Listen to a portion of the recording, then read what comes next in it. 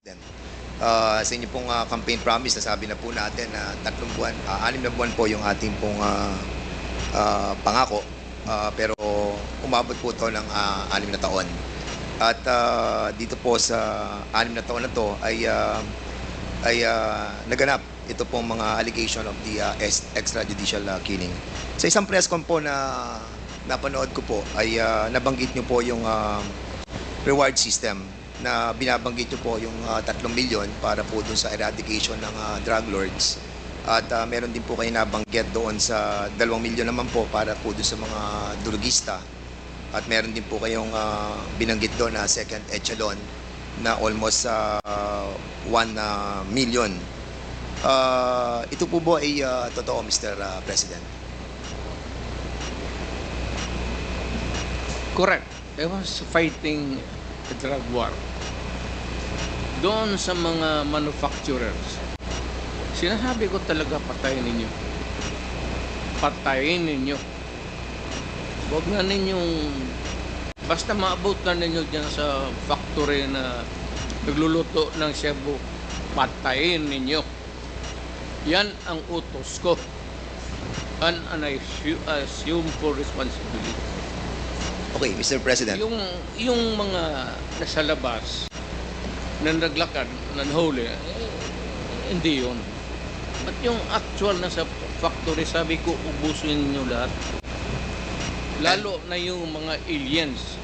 And this happened in my city And in other cities in the Philippines. you take full responsibility for this, Mr. President.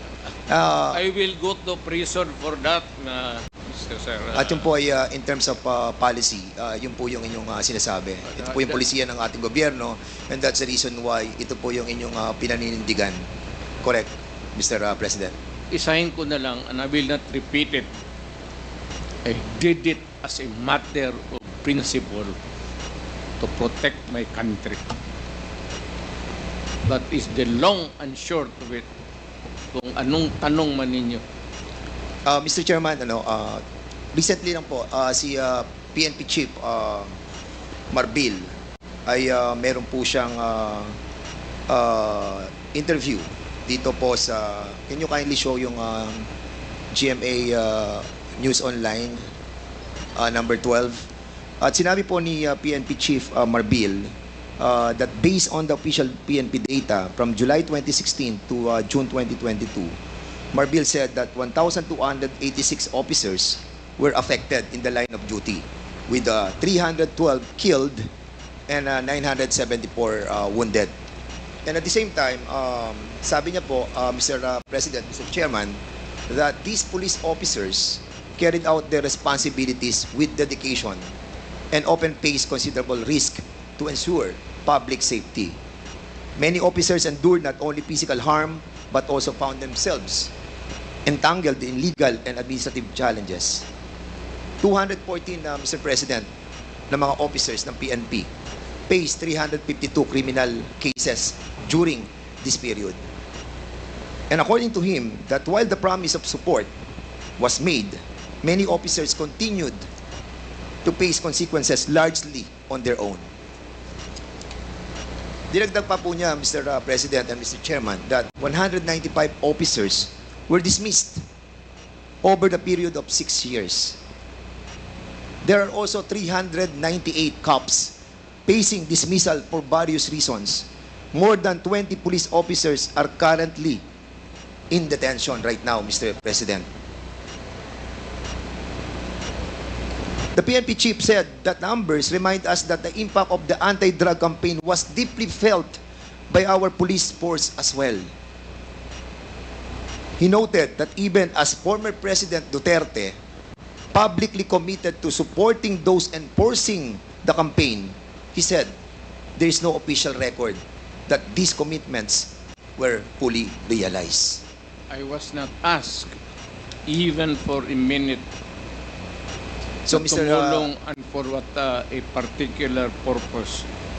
Then I will now make this promise. I will start a fund sa protection ng mga pulis I'm putting up 1 million. Paghahanap ako, meron akong 1 million. Hindi ako kung meron million lang, magbumbula ako, sabihin ko wala. Mr. Chairman. I'll start. Yeah. But I'll raise a fund para tulungan yung mga pulis. Mr. President. And I will personally appear in court.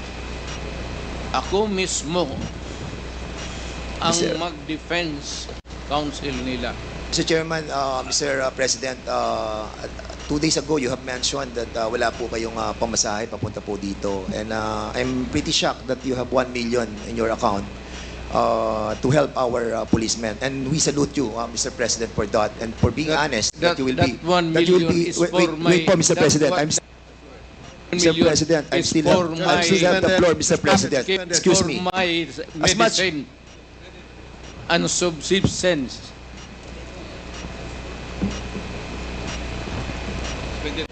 No, suspended tayo, suspended.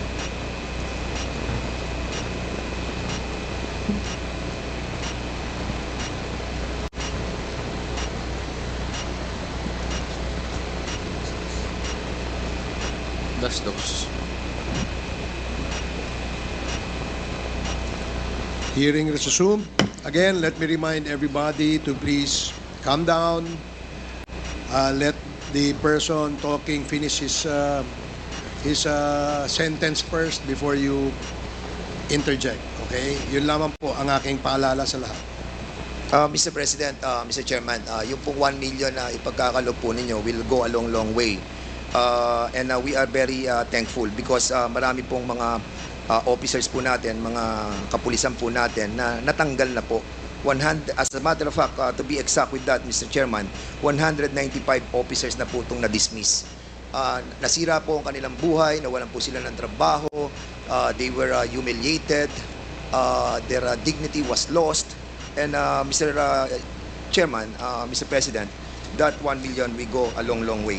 I will hand to you the 1 million. Point of order, Mr. Chairman. Before this. Point of order, Mr. Chairman. What is the rule that was violated? What is the point of order of Congressman Paduano? The former president is speaking without the recognition of the chairman. And please, Mr. President, former president, you know the rules. It was read by Chairman Acop. And being a former congressman, you know the internal rules. Let the members of this committee finish the question before answering. That's my first point of order, Mr. Chairman. And I hope the former president understand. Nakalimutan The rules. ko na yun. Yung rules na yun. Oh, now, I now want you. Hindi Pinapaalala ko po. I'm not. Now again, I am Mr. not- Chairman. Chairman, Hearing suspended. the former president is Hearing speaking. suspended.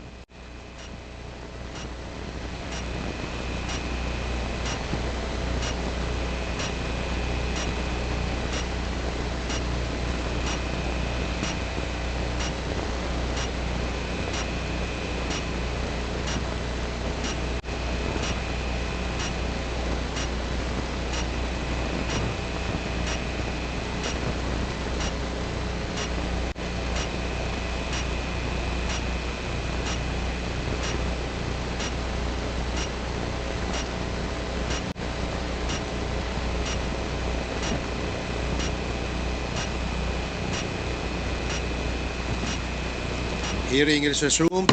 Before I allow everybody to speak, please be reminded, mga kasama, mga resource persons, to always address the chairperson when you want to speak and wait for the chair to recognize you. Para ho maganda yung communication, yung palitan po ng ating komunikasyon. Mahirap po kasi na nag-uunahan tayo magsalita, dadating po sa punto, nagtataasan na ho tayo ng boses, ayaw naman po nating mangyari yan because napaka-maselan at napaka-importante nitong ating pinag-uusapan. I do request from our resource person to please address the chair first before we speak. And the same as well to the members. No, please, address the chair. Let me be the traffic enforcer here para malinaw at maayos ang ating hearing sa ngayong umaga. So I hope that I made myself clear and I'd like to ask Congressman Paduano to please proceed. Hindi, Mr. Chairman, just a short manifestation lang po. Kasi po, before we start the interpellation, malinaw po na it was discussed to all resource persons and even to the members, the rules in this committee. And the former president is keep on violating that rules. Sabi ko na nga, he was then a former congressman and he knows the rules. Please respect this committee, Mr. President. And please, once again, that was my first point order and I hope it will not happen again. Please wait for the recognition of the chairman before you speak. Thank you, Mr. Chairman. Thank you, Congressman Paduano. Your manifestation is Mr. noted. Chairman. Now we will now proceed with Congressman Dan Yes. Fernandez. Mr. Chairman. Wait for the chair to recognize you first, please. I'm sorry, Mr. Chairman. Ulitin Sige po, okay. please wait for the chair to recognize you before you speak. Now you are recognized, Congressman Dan Thank you, Fernandez. Mr. Chairman. Mr. Chairman, ang nabanggit po dito ay 195 officers were dismissed over the 6-year period. Ang tanong ko po, Mr. President, bakit ngayon nyo lang po ipagkakaloob yung 1 million samantalang na-dismiss na po ito pong 195 officers? I do not have the records. Sir, Wala po. hindi ako Polcom. So, hindi ko alam yan. But being the former president, sir, you have this I know that capacity. some policemen were dismissed. Because it was promised by you that you will, sabi niyo po ay sagot niyo silang lahat. But unfortunately, ito po nga po, nakita po natin, nagre-react na po ang PNP. And ang feeling po nila ay they were left alone, Well, Mr. President. if you're citing the records, then I would admit it. Na yun, totoo yan. Yes, I agree with that. Walang problema. I- Sinabi mo eh. Hindi, I agree with that, Mr. President. But my question is, bakit po natin silang napabayaang katulad po nito? Sagot niyo po sila. Pero 195 man na-dismissed, 398 cops facing dismissal, 1,286 dead, at yung iba po ay wounded. Were we able to help them, Mr. President? Well, alam mo, sir, if you work for a government, there are rules to be followed. It is not just because you are a policeman that you're always correct. It is not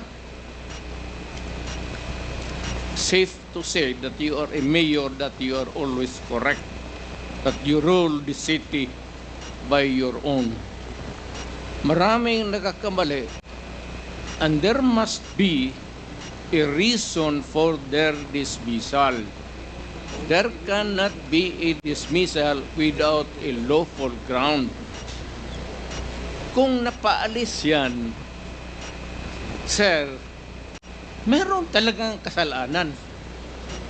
Hindi mo pwedeng basta i-dismiss mo lang yung pulit. But Mr. President, you Pero ako, pro-police talaga ako. Yes. Pinoprotektahan ko talaga ang police. I understand, Mr. President.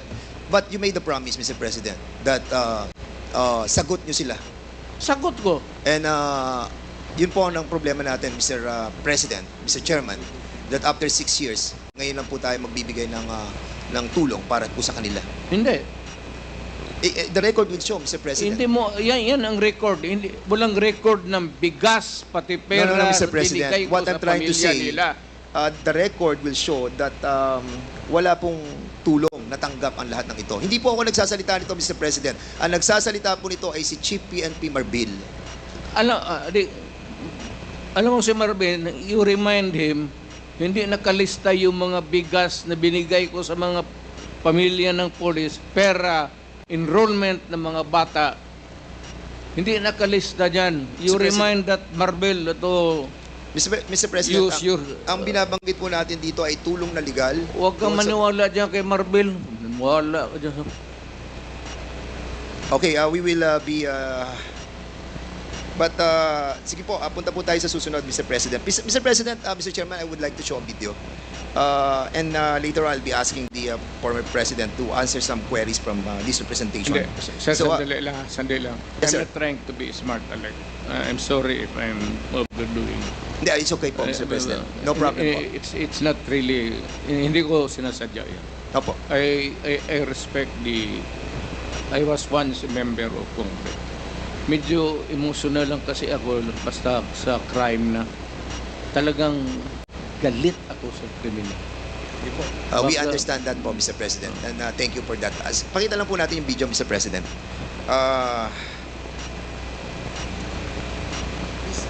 Video, please.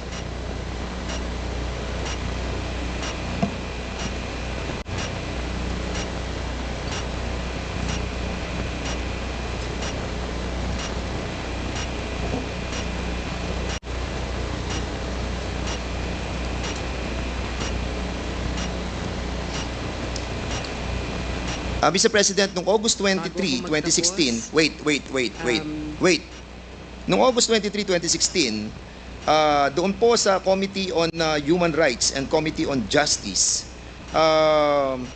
binanggit po dito yung reward system. At sinabi po ni former Chief PNP, Gerald Bato, tungkol doon po sa reward system. I want to show this video clip, Mr. Chairman, please. Alam ko po na nabanggit ng Pangulo na magkakaroon ng pabuya ang mga magbibigay ng leads tungkol doon sa mga huhuli natin dito sa droga. Alam ko na humihingi ang ating Office of the President ng mas mataas na budget. Nakausap ba kayo diretsyo ni Pangulong Duterte ukol sa pabuya kung ito nga ba'y 2 million sa bawat madadala ng ating mga kababayan na mga drug pushers? Kasama po ba ang mga pulis dito sa pabuya? Sir. Wala pong pili yan, Your Honor. Kung ang pulis ay involved sa droga at siya'y nahuli, yung informant po ay makakatanggap ng corresponding reward na ino-offer ng Presidente. So nag-usap kayo ng ating Pangulo ukol dyan. Magkano po daw ang ibibigay sa bawat informant na magbibigay ng pangalan ng isang pusher? Meron kasi siyang ibang, kasi busy na ako masyado sa aking trabaho, Your Honor. Sabi niya, meron siyang assistant na magti-take charge diyan sa pagdi-distribute. Basta ang last na nasabi niya sa akin is 5 million yung drug load talaga. Yung malalaking drug load, 5 million ibibigay niya. So depende doon sa kanilang anatomy kung saan Kung yung mas nasa mataas. taas, mas mataas. Pag sa baba, mababa. Ang gusto ko malaman, yung pulis mismo, sa sibilyan, maaaring 5 million. Sa pulis din ba, makakatanggap sila pag sila ang nakapagtukoy? O dahil kasama yan sa kanilang sinumpang tungkulin, iba naman po ang maaaring ibigay sa kanila? Nabanggit po ba yan ng Pangulo? Nabanggit ng Pangulo yun, Your Honor, kahit na pulis, kasama doon na makakatanggap sa pera na i-offer niya. Pero sa amin naman, internal, meron kaming ibang reward system, di ba? Meron kaming, nagbibigay kami ng awards.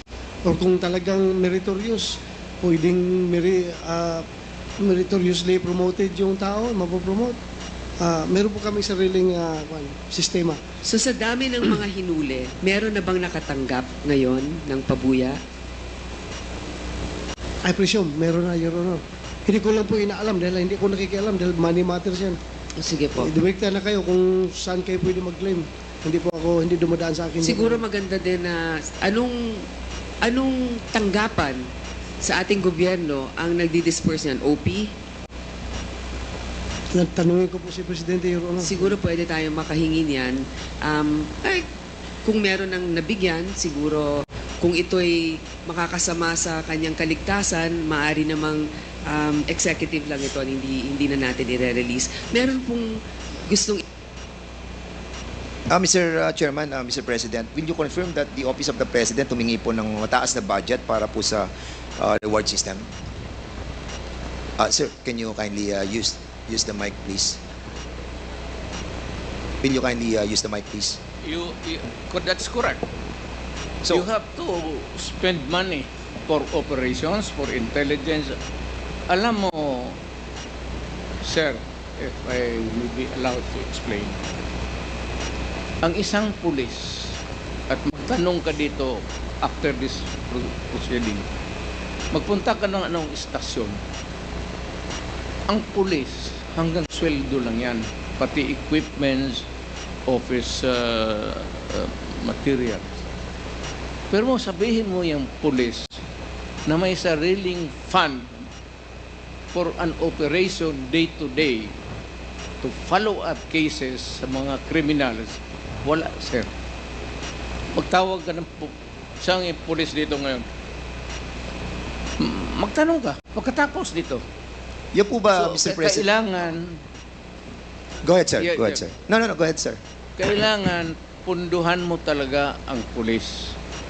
Lalo na if there is a serious crime, kidnapping, ikaw talaga ang pipinance niyan.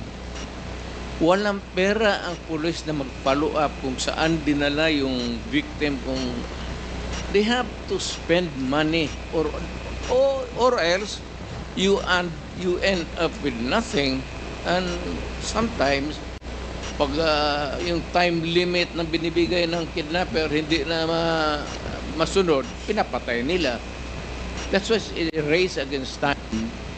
Kaya ako, pagka ganito, bas kung na presidente ako, pag yung mga may kidnapping, ako talaga ang nagbibigay ng pera. At ang order ko sa kanila, sir, nandito na lang rin tayo. Pag nahuli ninyo, patayin ninyo lahat. Huwag ninyong dalhin sa Sir, pupunta ng presuhan niya, papakainin ko pa yung mga... Mr. President, thank you so much for refraining yourself from speaking bad words. sir. We appreciate that. No? Nakikita po namin na talagang pinipigilan nyo ang sarili nyo. Takot ako sa inyo, sir. Hindi po, sir. Natutuwa po kami dahil nga nagiging maayos po yung Really, ating totoo. usapan po, sir. Sir, kasi po may... Sweating nga, so. Takot talaga ako sa inyo.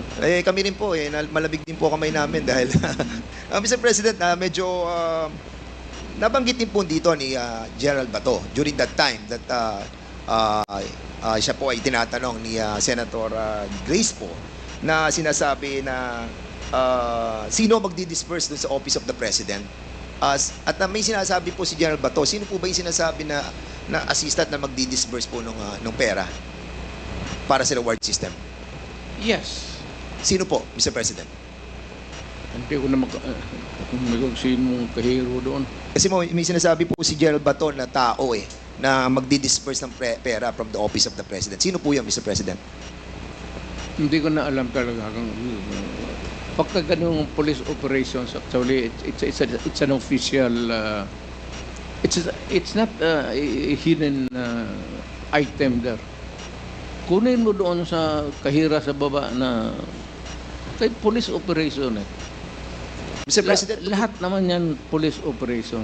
It cannot be funded by it cannot be a police operation cannot be funded by private money. That is not allowed by law. pero during the time that you were, during one of your interview, Mr. President, I still remember that you have mentioned that yung pong pera na galing po sa donation ng inyong pong campaign funds will be utilized for the reward system. You mentioned that and I saw the video.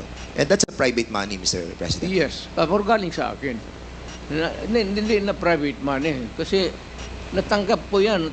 Nakahawak ko na the money I was already when I was in the official na ako. But in accordance with the rule of COMELEC, yung excess money po na ginagamit po natin sa kampanya must be returned back to the COMELEC, Mr. Chair, to the donors, Mr. President. Maniwala ganyan. Hindi, yun po sinasabi ng COMELEC, Mr. President. And yun po yung ka sa batas COMELEC. na atin po dapat sundin. Tanungin kita, sinong kandidato nagsauli Mr. ng pera? President, you cannot ask question. We will be the one asking question. That's why I said, Kasi po kami po, pag nakakatanggap because po, it Mr. President, is I still have the floor. incongruous. Mr. President, kasi po ako pag nakakatanggap, kakaunti lang po yung nabibigay sa ating donation. So kulang na kulang pa po. And we believe that you have mentioned that excess money was utilized for the reward system. Is this true, Mr. Public President? interest. To protect public interest. Kaya nga po, Mr. President, Yes. na-utilize po yun. Yung sa, Yes, correct. Thank you, Mr. President.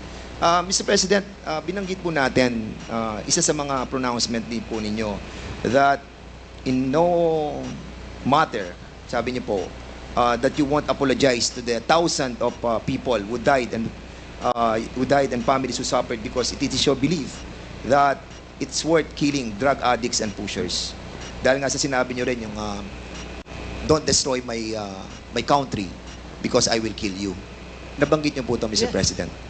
And Correct. would you also agree with me, Mr. President, that there are so many forms and ways how to destroy a country?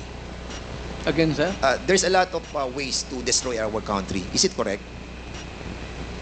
There's a lot of ways, Mr. President. Maraming paraan para wasakin po ang ating bansa. Oh, of course. Di ba? Hindi lamang po ang pagsugpo sa illegal drugs. As a Yes. matter of fact, Mr. President, Rebellion.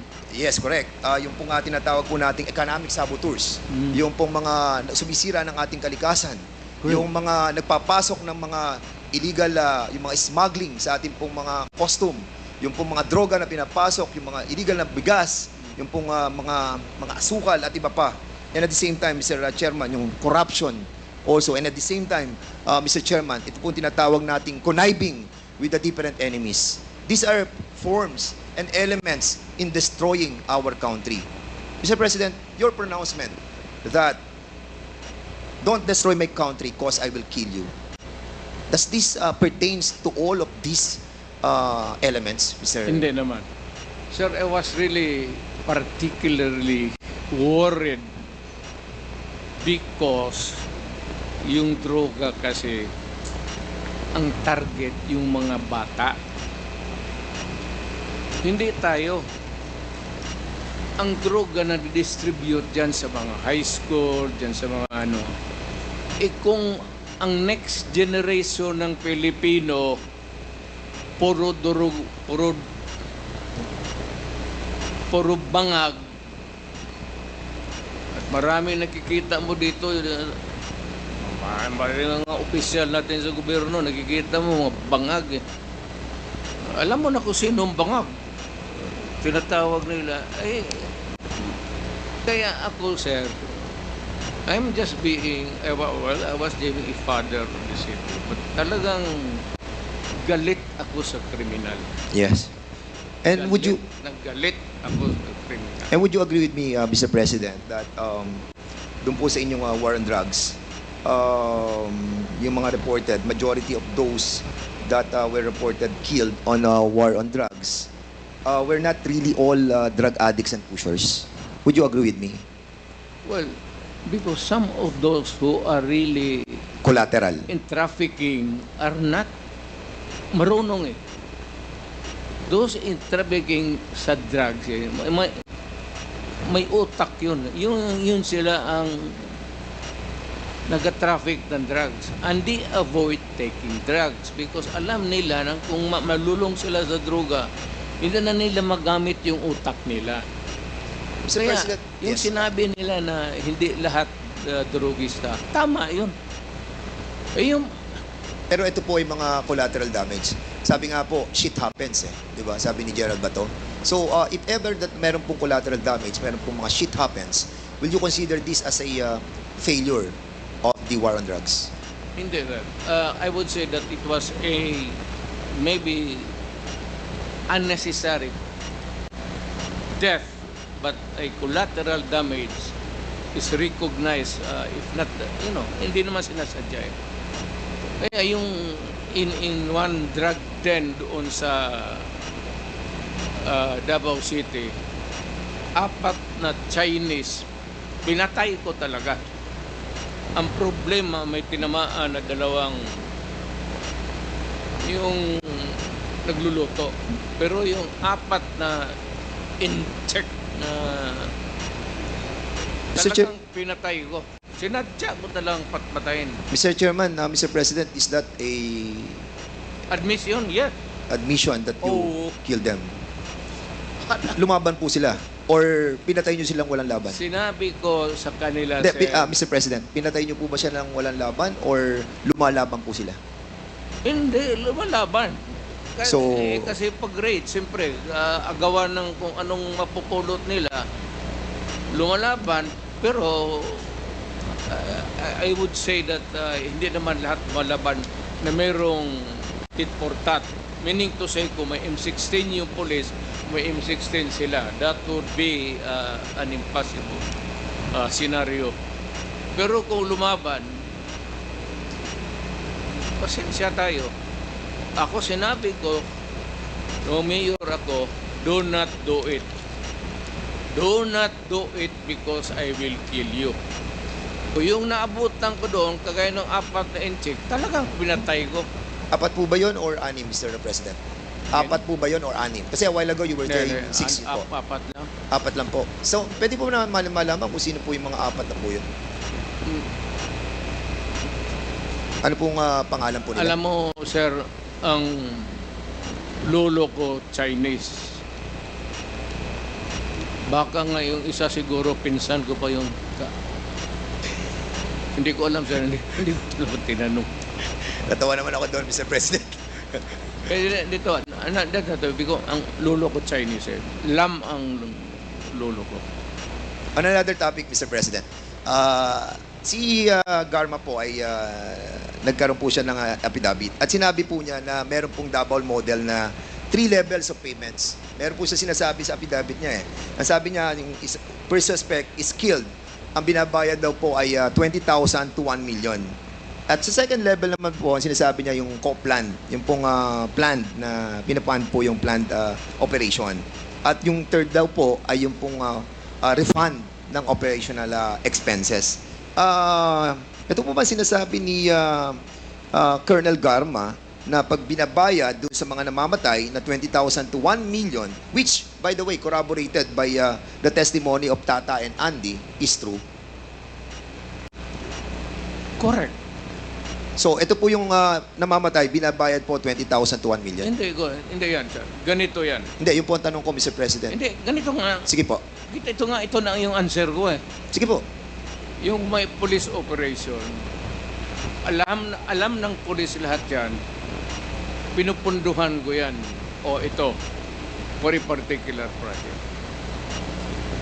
Pagka na-accomplish nila yan, sir, may sobra, magsabi ang police officer o lead official, sir, may sobra, hindi na ubos yun. Hindi na yan. For the boys. Yan, sir. Okay, yan, sir. Mr. President, in some interviews you have mentioned that, and you have spoken about the reward system. And sinabi nyo, patay o buhay? Patay, better. Buhay, okay lang. Correct. Yes, so ibig po sabihin ay mas okay sa inyo kapag patay. Mas maganda kung patay, sir. And that's the reason why we are trying to encourage our citizens to kill all those addicts.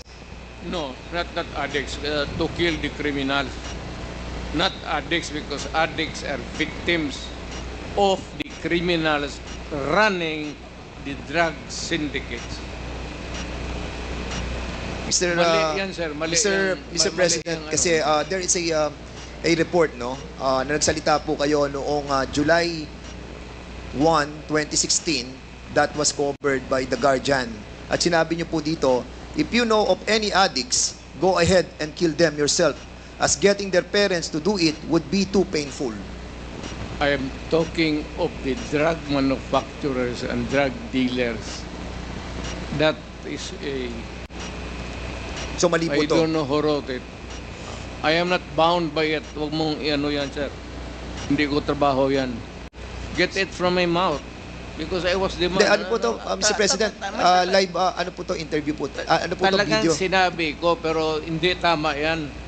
Nasa video po, Mr. President. Sinabi hindi addict, sabi ko drug dealers and drug pusher. Bakit mo patayin yung addict? Dali mo sa ospital.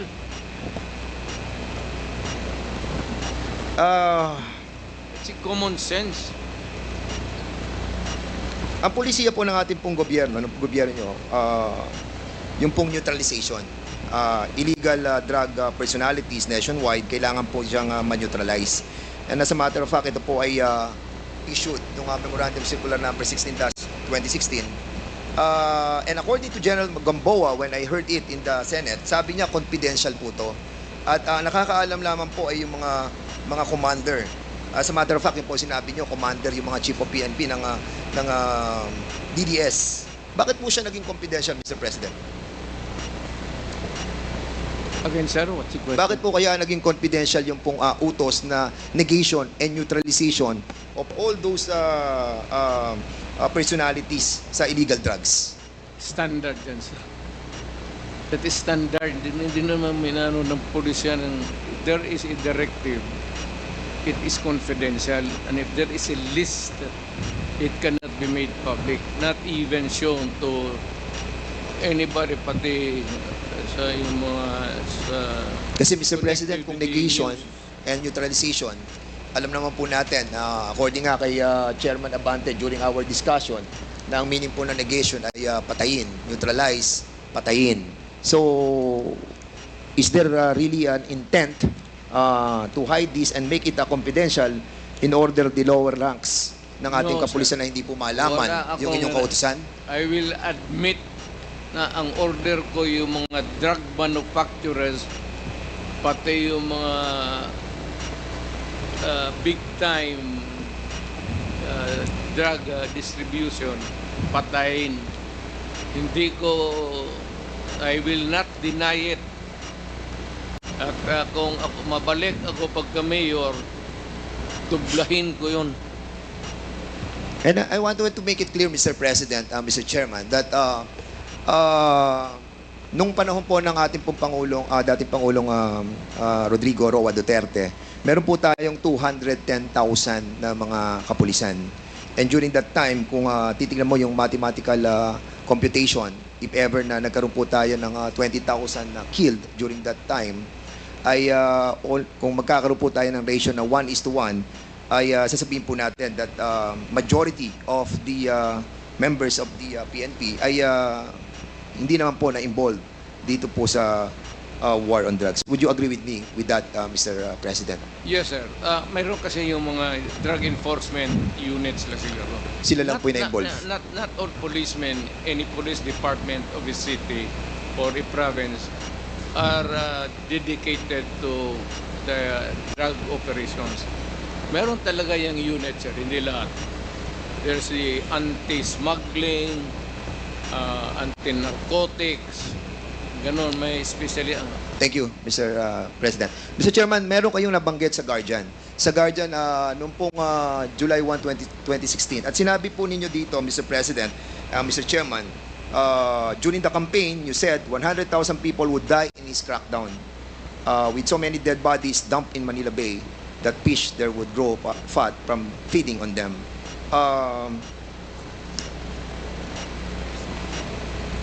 And out of that 100,000 that you have mentioned, ang reported lamang po na namatay is reported na namatay ay almost 20,000 to 30,000. So, were you Kulang. disappointed on this, Mr.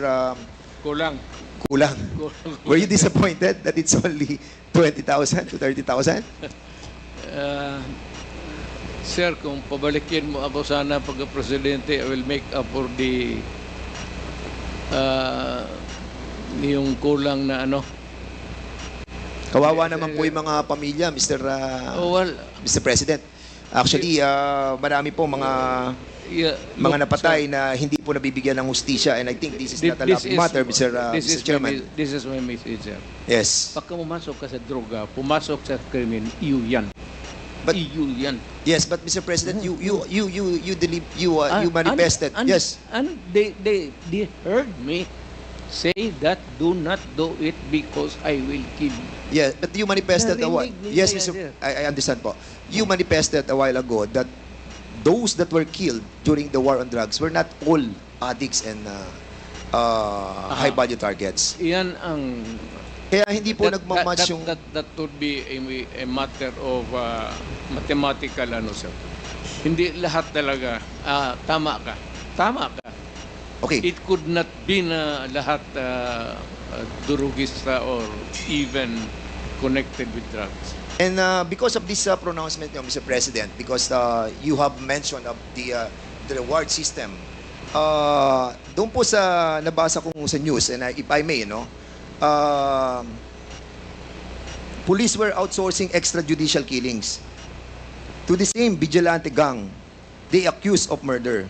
Officials of the PNP, andyan po, kung mababasa po ninyo, coordinated with vigilantes, selected targets to credit for murders, and on occasion paid for assassinations in the name of the war against drugs. So in other words, Mr. Chairman, because of this war on drugs na pronouncement po ninyo, yung pong anti-drug vigilante group existed because of this tinatawag po nating outsourcing ng mga pulis. Like what happened, Mr. President, nung kami po ay nag-imbestiga dito na si Colonel Santi, who testified under oath and made an affidavit na sinasabi po niya na nag-hire po sila ng killer para po kay General Barayuga. At binayaran po nila ng 300,000 pesos. Will you agree with me, Mr. President, that General Barayuga was a victim of extrajudicial killing? I'm sorry, sir. I'm not. Wala talaga akong maisabi dyan. Hindi ko alam ano sinasabi mo. This happened, Mr. President, during your time. Yeah. But you don't know what happened to General Barayuga? Wala akong. Mr. Chairman, kasi po panahon po ninyo to nung mamatay si General Barayuga, and it saddened us kung hindi po natin alam kung ano po nangyari doon sa kaso yun. Yan ang problema eh. Gusto ko rin malaman kasi it was during my time. I am as much interested as you. Kasi Mr. President, General po to. Pero yung utos ko, Apo. inaamin ko, Na ano po? walang problema yan.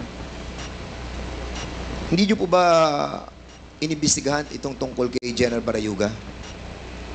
Wala akong nakialam dyan, sir. Kindly wrap up. Kasi po, Mr. Mr. That is a personal, maybe, I do not. Kasi po si Wala akong na magpatay ng general. Kasi po, ito pong si Colonel Hector Grijaldo na siya pong nag-aakusa sa amin that kami daw po ay pinuwersa namin siya, kinuors namin siya, hinaras po namin siya. Siya po ang Chief of Police ng Mandaluyong when this murder of General Grijaldo happened. General Barayuga happened. And that's the reason why we are asking about kung nalaman po ninyo itong kasong to, Mr. Wala, sir. Sino yan, sir? Sinong suspect? Well, according po kay Colonel Santi, ang suspect po ay si Colonel Leonardo at si Colonel Garma. He mentioned in the affidavit that Colonel Leonardo called him. Kaya nga po, tinatanong po namin sa inyo kung nalalaman po niyo yung kaso niyo. I do not know. There should be cases by now. There should be a case filed by now. Kung ganun, lalo na general. So, anong ginagawa ng police pati military dyan? There should be more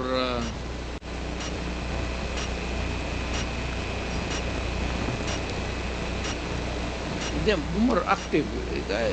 Lalo na yung general. Okay po. Mr. Chairman, Mr. President, merong pronouncement sa Philippine Daily Inquirer written by Marlon Ramos, Robert Dehon, noong October 14, 2016. And De Lima called mother of all drug lords. Nakasulat po to at binabanggit po. Naniniwala po ba kayo that si Secretary De Lima ang mother of all drug lords? Who said it, sir? According sa report ay mga tao po natin sa Malacanang Sino, si sir? Director Ruel Lasala and Reynaldo Esmeralda, former NBI officer in charge ng Department of I Justice. would like to congratulate them for making this statement. Secretary De Lima, would you agree with the statement of the former president that you are the mother of all drug lords?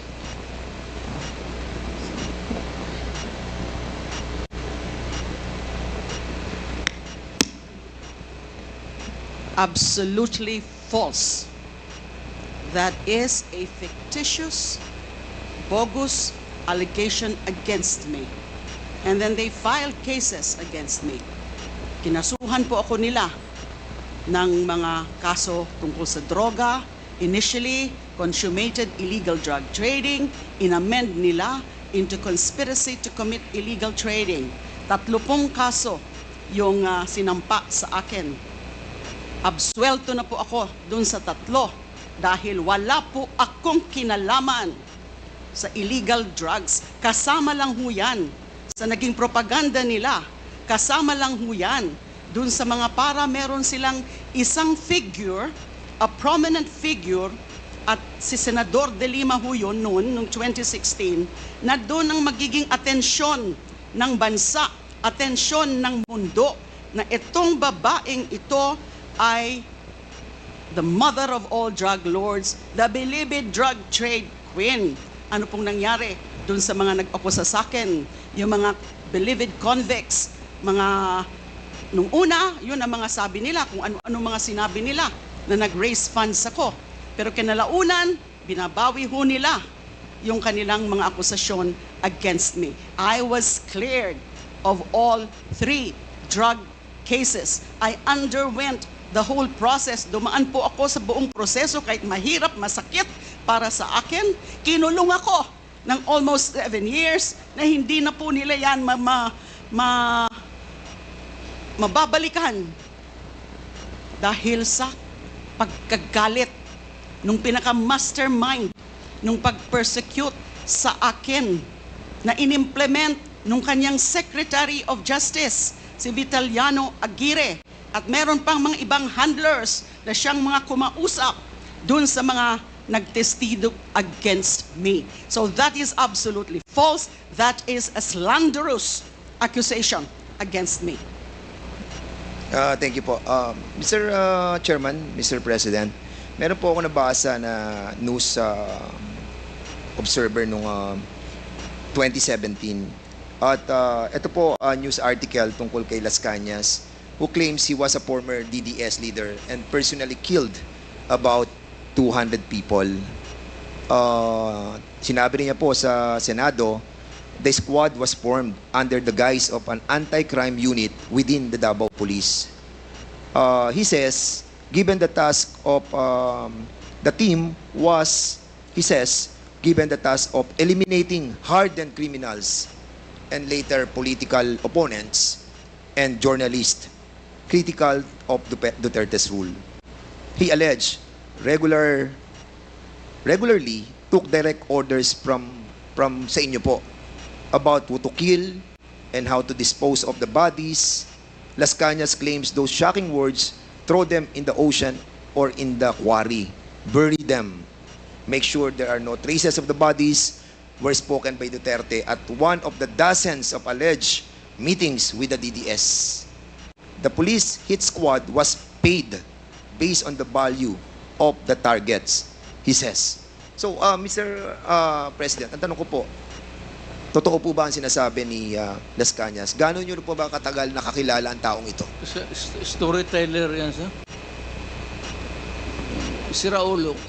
Pero matagal nyo na po siyang kilala. Pero, police, pero later on, maybe because sa karaming pinatay niya, hinabol siya ng mga kalag. What's kalag in? Espiritu. Ang espiritu ng pinatay niya. Medyo bungog ngayon. May 3 dekada nga po ba siya na nagsilbi sa inyo? Kasi binabanggit niya dito, in his more than 3 decades of service, admitted that he was blindly loyal to the cause and saw his work as a noble form of public service. Mr. President, for a while, we were risking our lives for the welfare of the majority of the people. I felt that I was serving the country for the greater good. Yun po yung kanyang parang naramdaman nung ipinaglalaban niya yung 200 people na kanyang pinatay dahil naniniwala po siya sa nobility nung kanyang sinasabi po ninyo na this is being done because of public service. I am now... Yes, sir. May hero complex yung buang na yan. Sino man maniwala ka na istorya na gano'n? Meron pa po siya sasabi, Mr. President. Ito, last na po to, na sinasabi niya. He tells one particular incident. No? Medyo worrisome po ako talaga dito because meron po kayong binabagat against this. That has given him nightmares for years. In 1996, Las Cañas and his team were ordered to kill an alleged criminal, his pregnant wife, and his 4-year-old son, who were all in the same vehicle at the same time. I attempted to rescue the 4-year-old boy. Las Cañas claimed. But according to our team leader, since the boy had seen our faces, he could recognize us in years from now and identify us. It was on the personal order of Duterte, he claims, that they disposed of the family. Mayor Rudy approved the recommendation of our task force commander in front of us to erase, meaning to kill everyone. That was his specific order, that he okay with it, provided it would be clean. Sir, medyo matas-taas ito lang, ano ko, sir. When I was a fiscal, kukunti lang yung sweldo, and I got married, asawa ako, got pregnant, asawa ko, nanganak ako. So, short yung income ko.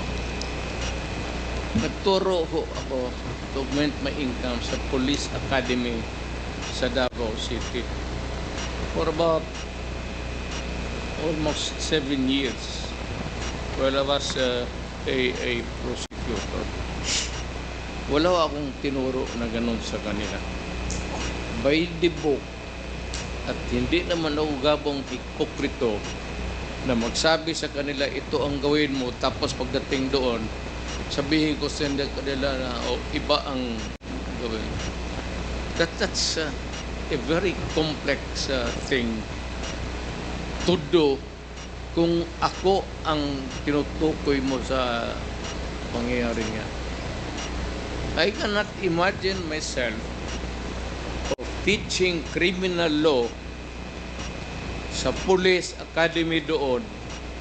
Pagkatapos, iba ang sabihin ko sa kanila sa likod. How? Mr. President, if I may, no? Sinabi rin po ni Las Cañas dito that kayo raw po yung Lord of all drug lords. Ano pong masasabi niyo po dito? Ano po? Kayo daw po ang Lord of all drug lords. I cannot. Ikaw, alam mo man ako, sir. Papabili siguro ako ng mga aspirin, gano'n, pero Paki-explain po properly, Mr. President. Hindi po namin masyado maintindihan. hindi ako dadating ng pagka-presidente, sir, kung gano'n ako. Sir, can you kindly tone down your voice? Oh, yeah, yes. We're just trying was to... just no, emphasizing Mr. President, the we're just point asking na that to clarify your alam ng statements. Pulis, alam ng lahat ng tao ng Pilipinas, mayor ako, hindi ako dadating ng pagka-presidente kung ganun ako katurpe.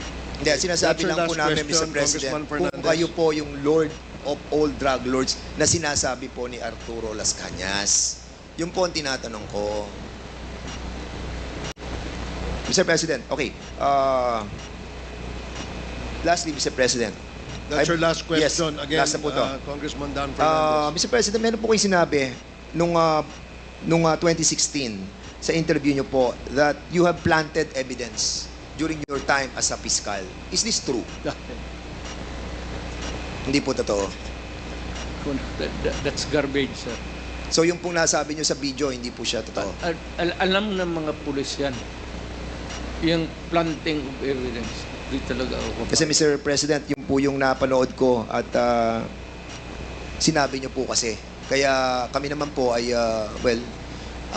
we are basing on the video that we have seen at nakita po namin yung sinasabi nyo na nagpa-plant po kayo ng evidence and we wanted to find out.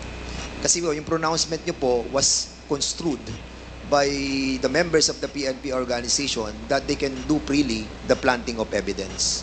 That's illegal. And I said I was teaching them criminal law. Yeah, but the problem, Mr. President, is your announcement or your pronouncement that you have done that, yung sa planting of Kung evidence. hindi yan sa libro, sir, na tinuro ko, hindi totoo yan. Siguro, ipakita lang po natin yung video. Yung last na po to para at least... Days. We planted evidence. We arrested persons but we released them. But telling him that it was this person who squealed on him. And then when he goes out but killing, then we said that it was this fellow who really did it, who did you in. We first planted the intrigues so that we would know where they were from, where they came from. It was not until I was the favorite whipping boy. So, Mr. President, hindi po totoo yung nasa video po. Ano po, Mr. President? Totoo yan. So nagpa-plant po talaga kayo ng evidence? Well, that was a part of the strategy as a mayor and as the leader of the law enforcement agency in the city. Thank you, Mr. President. At maraming po salamat, Mr. Chairman, and I'll be yielding back my time. Salamat, Congressman Dan Fernandez. Mr. Chair. The next to interpolate Mr. Chair. is what is